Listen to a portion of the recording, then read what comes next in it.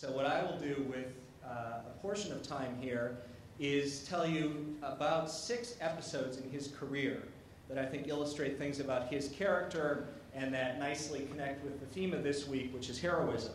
The second episode, the prosecution of Andrew Mellon. Andrew Mellon was the Secretary of the Treasury, appointed by President Harding, retained by President Coolidge, President Hoover. Hoover then sends him to England as the ambassador to the court of St. James. And he, of course, was Mellon of the Mellon fortune based in Pittsburgh. Mellon didn't do a great job on his taxes, or his people didn't do a great job on his taxes. And Jackson's first job in Washington is as general counsel of the Revenue Bureau, what today we call the IRS in the Department of the Treasury. What he found when he got there was part of the job involved supervising 200 lawyers. And in my view, demonstrating good judgment, he was no fan of bureaucracy or administration. What he wanted to do was law, and that meant cases, and that meant representation, and here was something big that needed somebody capable to handle it. What had happened before his arrival in Washington was an effort to criminally prosecute Mellon. That case was brought to a grand jury in Pittsburgh, which decided not to return an indictment. So it goes. The Roosevelt administration then decided to pursue civil remedies, in other words, collection actions plus penalties, based on a theory of fraud, because what Mellon had done was a series of sham sales that moved assets from one corporate shell to another, freeing it from his personal control, but in fact keeping it under his personal control, and by the fictitious of corporate ownership, trying to avoid personal income tax consequences. And we're talking about things like real estate and a large collection of art.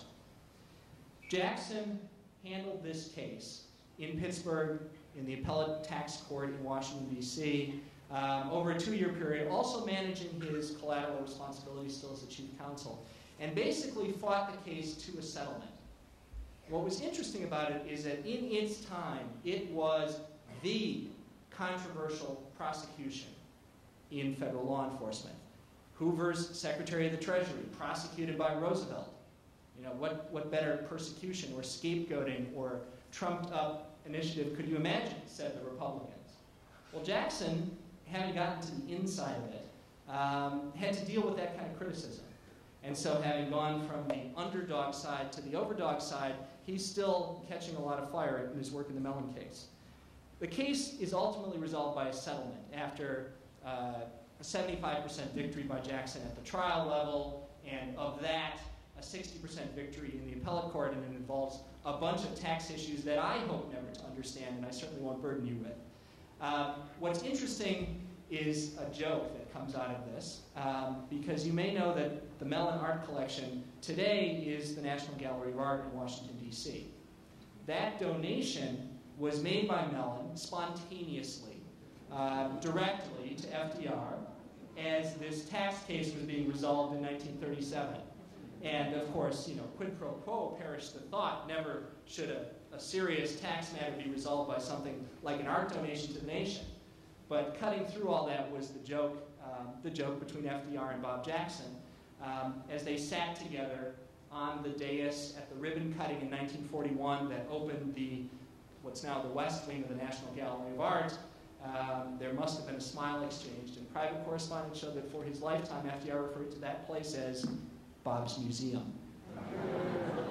So I guess the news for Greg is, and all of you in Chautauqua County, is that the Jackson Center, as it rises and flourishes, will be Bob's Museum Part 2.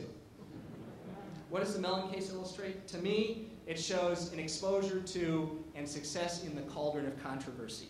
It shows Robert Jackson assuming and handling and wielding aggressively the power of a prosecutor, tempered by the restraint of one who values proportionality in addition to victory. I think that connects it back and connects it forward to the other things.